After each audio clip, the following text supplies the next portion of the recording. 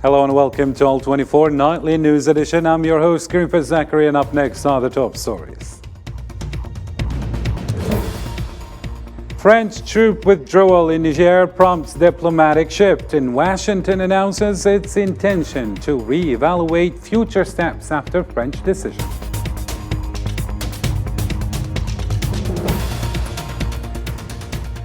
Arrest warrants issued in Libya over Derna flood disaster, and Algerian rescue teams continue recovery efforts.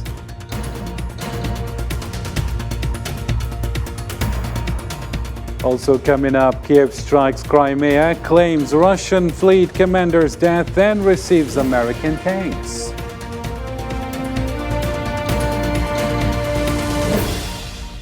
Also ahead in our news, Azerbaijani President Aliyev vows rights for Nagorno-Karabakh Armenians, and Erdogan applauds Baku's regional victory.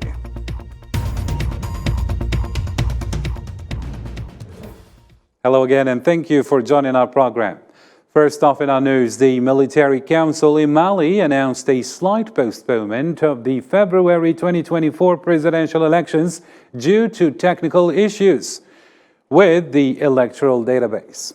Colonel Abdullah Maiga, spokesperson for the transitional government in Bamako, stated that a new election date will be determined in coordination with the Independent Election Authority. Présidentielle initialement prévue pour le dimanche. The dates of the presidential elections set for February 4, 2024 for the first round and February 18th for the second round will likely be slightly postponed for technical reasons. The transitional government clarifies that the new dates for holding the presidential elections will be announced later, after consultation with the independent authority to conduct elections. And as followed in our headlines, French President Emmanuel Macron confirmed the withdrawal, announcing the recall of the French ambassador and the end of the military cooperation with Niger in a recent television interview. For its part, the Niger Military Council welcomed France's decision, stating that anyone threatening Niger's interest must leave, including new imperialist and colonial forces. Here's Osama Yadi with the details.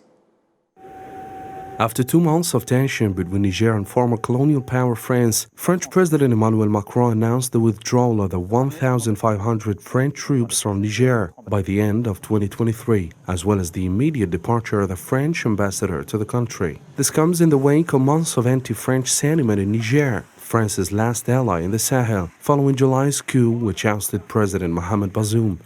La France a décidé de ramener son ambassadeur. France has decided to bring back its ambassador. And so, in the coming hours, our ambassador, with several diplomats, will return to France. And we are ending our military cooperation with the de facto authorities of Niger, because they no longer want to fight against terrorism. French authorities have been under popular pressure by pro-coup protesters to put an end to an important chapter of the military presence and political cooperation between the two countries. Niger's military leadership, for its part, celebrated the French move, calling it a step towards Niger's sovereignty. This Sunday, we celebrate a new step toward the sovereignty of Niger. This is a historic moment, which speaks to the determination and will of the Nigerian people. The Popular Front in Niger also welcomed the French move and expressed its relief, but remained on alert of what they described future challenges and political manipulation in the country. Nous prenons acte, mais nous restons vigilants et mobilisés. C'est pour cette raison. We take note of it, but we remain vigilant and mobilized. That's why we think the mobilization must continue. They need to live now in accordance to the accords between the French state and the Nigerian state. Qui lie l'État français et l'État du Niger. After being forced to withdraw from both countries, Mali and Burkina Faso, the withdrawal from Niger, which had been central to the French military intervention against the so-called region's jihadists, is seen as a significant blow to France. Despite still having bases in a number of West African countries, France's influence on the continent appears to be waning. In related news, in a meeting with Kenya's Defense Secretary, U.S. Defense Secretary Lloyd Austin discussed the situation in Niger, affirming the U.S. commitment to diplomacy and no changes to American troop presence. This mirrors French President Macron's plan to withdraw French troops from Niger by year-end And the State Department's Matthew Miller confirmed this doesn't affect the U.S. stance in the region. Well, when it comes to our force posture in Niger, we've not made any significant changes to our force posture. And as I have mentioned a number of times before, we really want to see a diplomatic solution evolve. We want to see a peaceful end to the crisis. And most important, we want to see preservation of Niger's diplomatically elected government. And so while we give diplomacy a chance, we'll also continue to evaluate any future steps that would prioritize both our democratic and our security goals. And these goals are intertwined. It does not change our posture. I will say that the Secretary did meet on Friday with members of with ECOWAS member states to discuss the political crisis in Niger. We continue to call for the National Council for the Safeguarding of the Homeland. And in our other regional news, the Libyan general prosecutor issued arrest warrants on Monday for 8 officials in connection with an investigation into the flood disaster that claimed thousands of lives in eastern Libya. These officials, who are or were responsible for water resources and dam management, are being held on suspicion of mismanagement and negligence. Additionally, Algerian civil defense teams operating in Libya reported the recovery of 35 more flood victims, raising the total to 307 bodies since the start of their operation.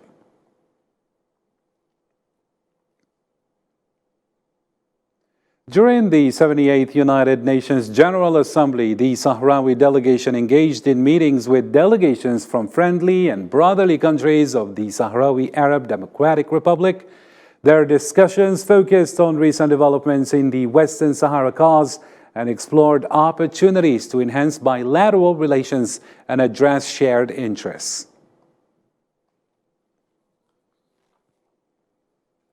Moving on, the Speaker of the Algerian Lower House of Parliament and the Chairman of the Union of Councils of Member States of the Organization of Islamic Cooperation, Ibrahim Boughali, urged member state parliaments on Monday to introduce an emergency clause in the upcoming Inter-Parliamentary Union session. The goal is to pass a resolution condemning and criminalizing attacks on religious sanctities and symbols. Boughali strongly denounced recent offensive actions targeting the Holy Quran in the name of freedom of expression. He called for collective efforts to present this proposal on behalf of the African, Asian, and Arab Parliamentary Group. ولا يسعنا في هذا المقام إلا أن نعبر عن اشمئزازنا وتنديدنا المطلقين. From this platform, we can only express our absolute disgust and denunciation of renewed religious actions targeting our most sacred sanctities, which is the Holy Quran, under the name of freedom of expression, and what some extremists have done under police protection in some European countries by burning the Holy Quran. And this is a provocation for Muslims and a show of hatred and violence, and this is also considered as a test to our unification and solidarity with each other. To occupied Palestine now, hundreds of settlers protected by occupation police entered the courtyards of Al-Aqsa Mosque on Monday. This incursion was reported by the Palestinian news agency, citing eyewitnesses as part of their observance of the so-called Jewish Day of Atonement. The day before, over 670 settlers, also under heavy police protection, had entered Al-Aqsa Mosque, with Palestinian worshippers under the age of 50 being prevented from entering.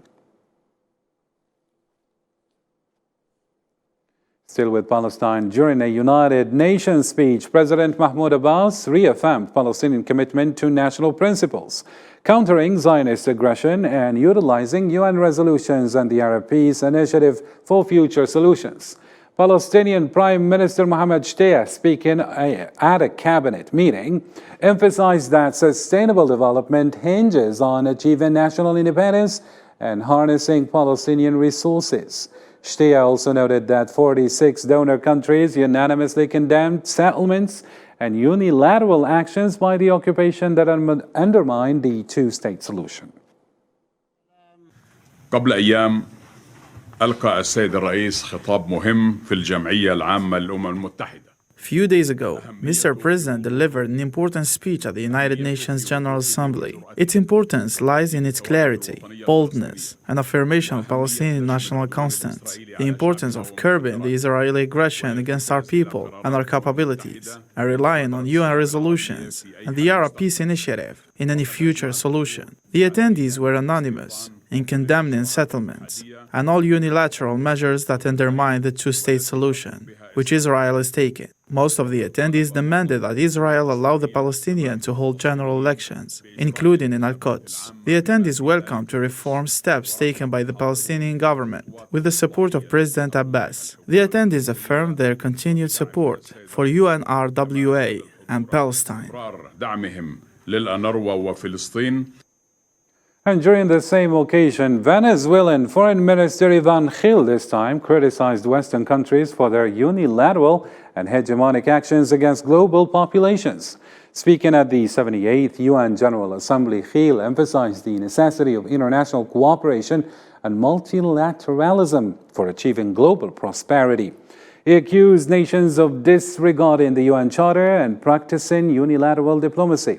Gil also called for action to support the Palestinian people in securing their rights.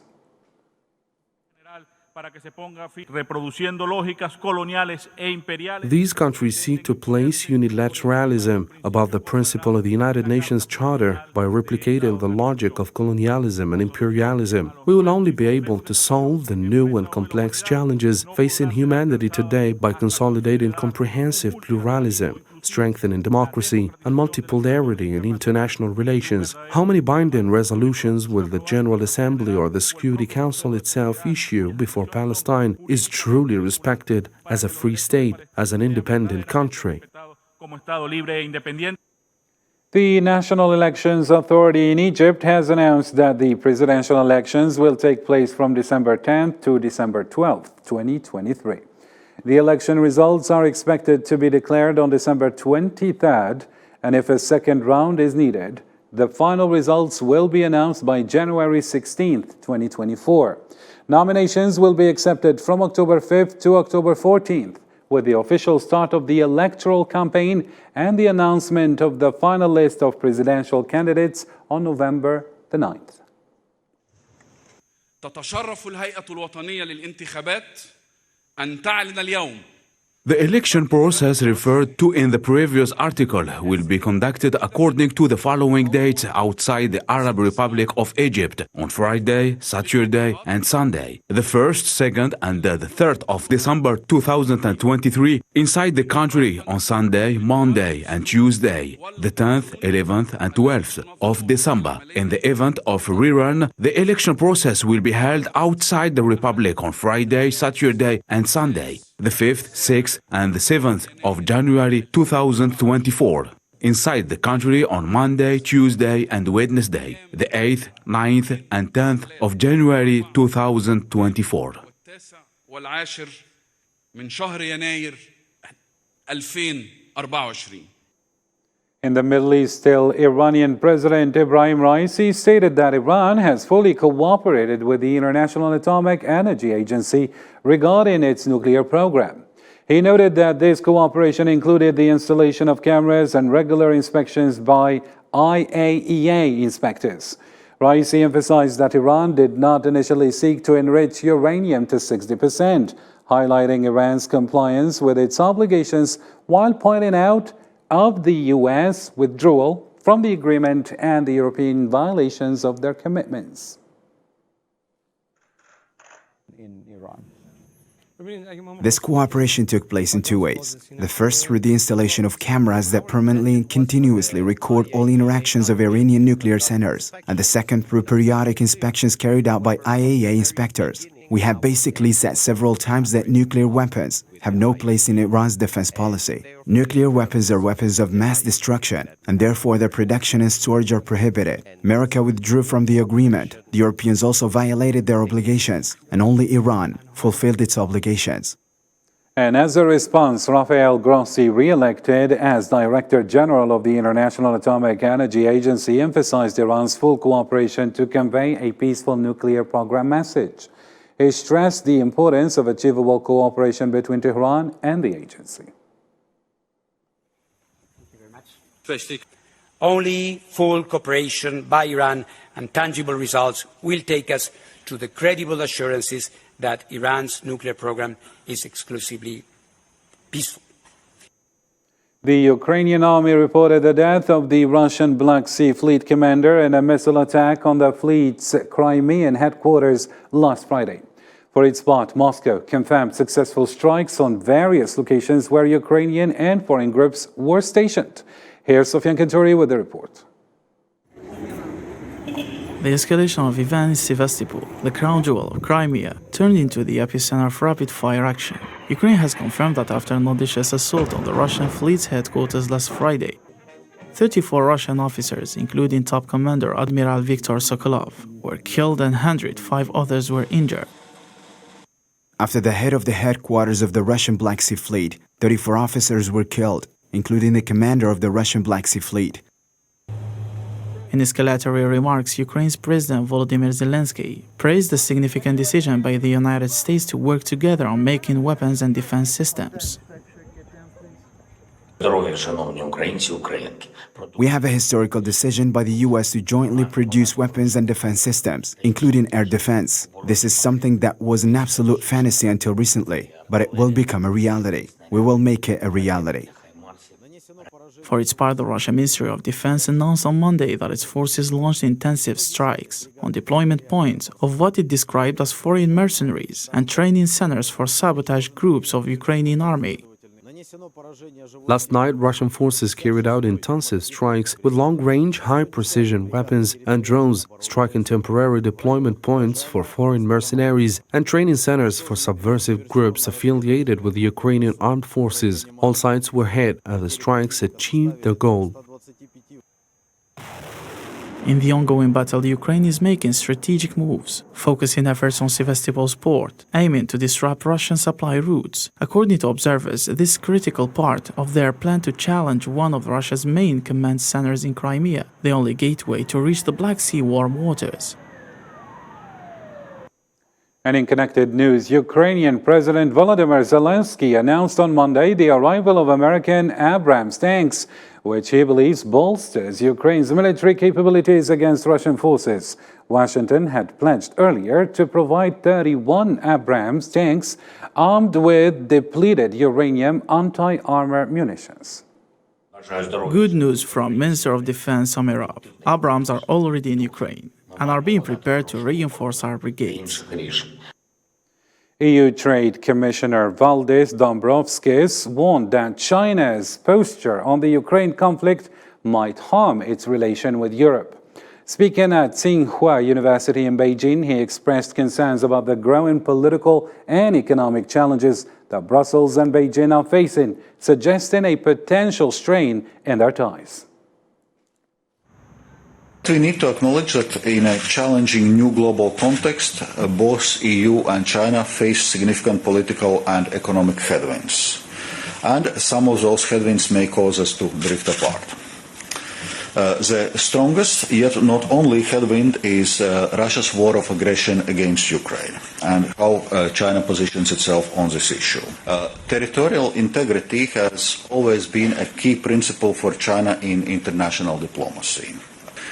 So it's very difficult for us to understand China's stance on Russia's war against Ukraine as it breaches China's own fundamental principles. And related to the same topic, the EU Trade Commissioner expressed deep concerns about China's newly approved national security laws, particularly the Foreign Relations Law and updated anti-espionage law. These laws have left European companies in China uneasy due to their ambiguous and unclear content. Here's Zara Ferjani with the full story. The European Union resumed dialogue with China, aiming to stay involved despite lingering economic concerns. However, trade redemies remain unchanged, as the EU has ongoing complaints about the uneven business environment in China due to laws impacting foreign companies. The new Foreign Relations Law and updated anti-espionage law are of great concern to our business community. Their ambiguity allows too much room for interpretation. This means European companies struggle to understand their compliance obligation, and that's a factor that significantly decreases business confidence and deters new investments in China.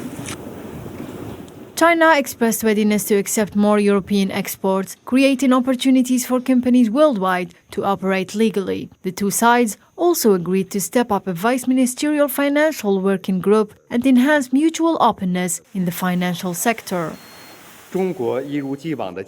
China consistently adheres to the rule of law principle and protects the legitimate rights and interests of individuals and organizations in accordance with the law. China is not the source of risks, but in fact, a steadfast force in preventing and resolving risks, whether it's maintaining financial stability, controlling inflation, or addressing energy crises and achieving green transformation. China is an important partner of the European Union.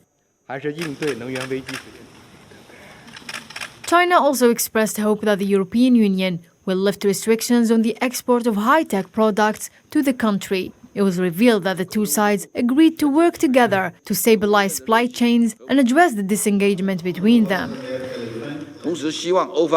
China is willing to expand imports to the EU and hopes that the European side will lift restrictions on exports of high-tech products to China. The two sides agreed to speed up the process of market access for EU agricultural products and promote more highly quality EU agricultural products to enter the Chinese market. China will strengthen cooperation with EU member states on regionalized management of animal diseases and continue technical exchanges with the EU. China and the EU have a shared interest in fostering stable economic relations for global growth. However, the EU's substantial trade deficit with China, €396 billion last year, and geopolitical tensions, heightened by China's growing ties with Russia amid the Ukraine conflict, have raised concerns among EU companies operating in the Chinese market. As a result, many of these firms are redirecting their investments to other emerging economies due to the prevailing geopolitical uncertainties. And elsewhere, ethnic Armenians are fleeing Nagorno-Karabakh following a 24-hour military operation due to fear of ethnic cleansing in Azerbaijan. Meanwhile, talks are ongoing to find a resolution to the issue. Islam Sid reports. The evacuation of ethnic Armenians in Nagorno-Karabakh continues as at least 6,650 people had crossed into Armenia on Monday. Families left the breakaway region, which once they called home. Crowds of people were loading belongings into buses and trucks, jamming the road to Armenia. I'll never ever come back, never in this life. They wouldn't even let take the dead ones away, and a lot of them are still there. The displaced families refused to stay in Karabakh because they feared persecution and ethnic cleansing, despite the Azerbaijani government guarantees to protect them. And this was declared by the Azerbaijani President Ilham Aliyev during his meeting with the Turkish President Recep Tayyip Erdogan in the Azerbaijani enclave of Nakhchivan. It's clear that people living in the Karabakh region are citizens of Azerbaijan, regardless of their ethnicity, so their safety, security, and rights would be ensured by the state of Azerbaijan. For his part, Erdogan urged Armenia to seize the opportunity for peace process, following Azerbaijan's military operation, which he described a victory. With the latest victory, new windows of opportunity have opened for comprehensive normalization in the region. I believe this opportunity should be seized. We expect Armenia to take the hand of peace extended to it and take sincere steps from now on. Meanwhile, the Kremlin rejected Yerevan's attempts to blame Moscow for the situation in Karabakh and that Russia considers Armenia its ally. We categorically disagree with an attempt to place responsibility on Russia, especially on the Russian peacekeepers, who are showing real heroism in carrying out their functions under the mandate. No one can approach the peacekeepers for doing something wrong. We will never agree with such approaches. Armenia remains our ally. In the town of Khojaly, a second round of talks was held between Karabakh Armenians and Azerbaijan representatives at the presence of Russian peacekeeping representatives. However, meeting agenda was not revealed. It's worth noting that the first meeting on September 21st in Yevlak took place a day after the Karabakh Armenian authorities and Azerbaijan agreed on a ceasefire and start talks on the region's reintegration into Azerbaijan. The latter had restored its sovereignty over the breakaway region after a military operation over 24 hours. And finally in our news, Algerian President Abdelmadjid Tebboune met with the newly elected president of the Algerian Football Federation, Walid Saadi, on Monday. Saadi outlined his vision for advancing Algerian football, receiving congratulations and encouragement from the president to pursue this goal. Well, we reached the end of our program. For more, you can always catch up on our social media platforms. Thank you for watching, and goodbye for now.